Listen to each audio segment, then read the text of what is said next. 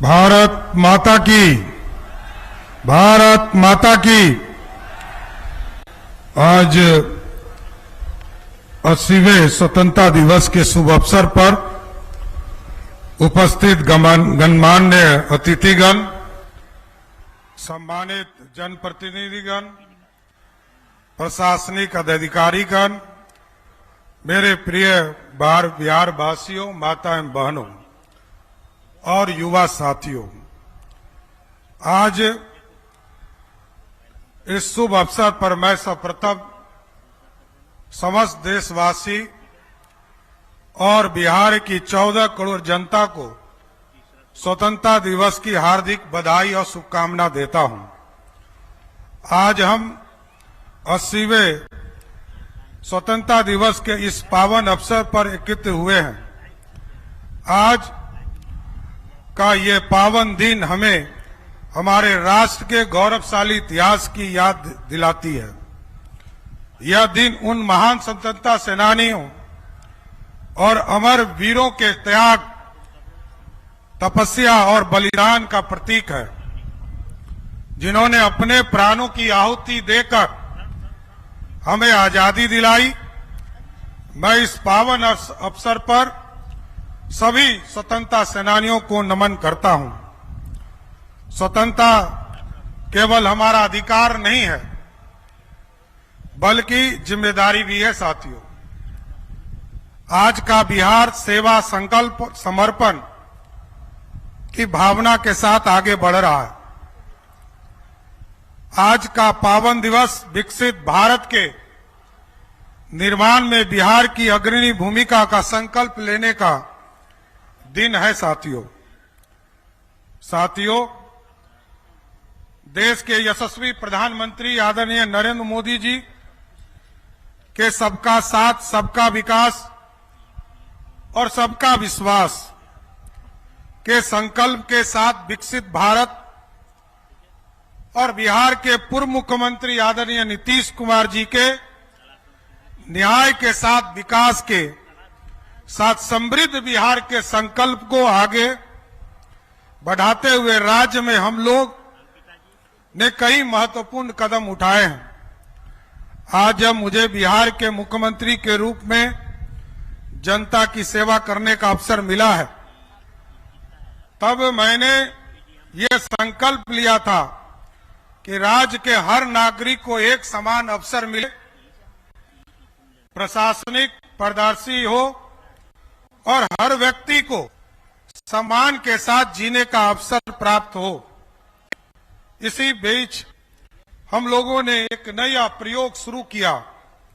सहयोग शिविर की शुरुआत किया। साथियों, ये प्रशासन को जनता के द्वारा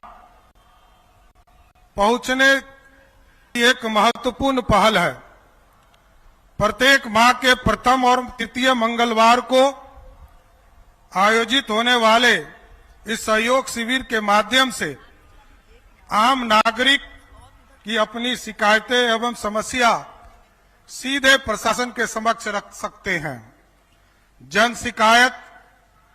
के निष्पादन हेतु 30 दिनों के सख्त समय सीमा तय की गई है। यदि कोई अधिकारी, कोई कर्मचारी इस अवधि में लापरवाही बरतता है तो उसके खिलाफ चरणबद्ध कार्रवाई की जा रही है, जिसके तहत 10 दिनों के अंदर यदि उन्होंने कोई आदेश पारित नहीं किया तो प्रथम स्पष्टीकरण, 20 दिन तक यदि उन्होंने काम नहीं किया तो द्वितीय स्पष्टीकरण और तीसरा नोटिस के तौर पर 25 दिन में यदि काम नहीं किया तो तृतीय स्पष्टीकरण पोर्टल के माध्यम से स्वतः निर्गत हो जाता है। और 30वें दिन भी यदि समाधान नहीं किया तो वैसे पदाधिकारी, कर्मचारी के खिलाफ कार्रवाई प्रारंभ की जाती है। इसके तहत आपको जानकर खुशी होगा कि अभी तक लगभग 17,773 अधिकारी और कर्मचारी को पहला नोटिस देने का काम किया गया 860 अधिकारी कर्मचारी को दूसरा नोटिस देने का काम किया गया और मात्र 48 नोटिस जो 25 दिन के बाद दिया जाता है, वो मात्र 48 लोगों को अभी तक देने की जरूरत पड़ी। और आपको मैं बताना चाहता हूं कि सख्त निगरानी और जवाबदेही तय करते हुए राज्य में अभी तक 6,46,181 आवेदन आए, जिसमें 95%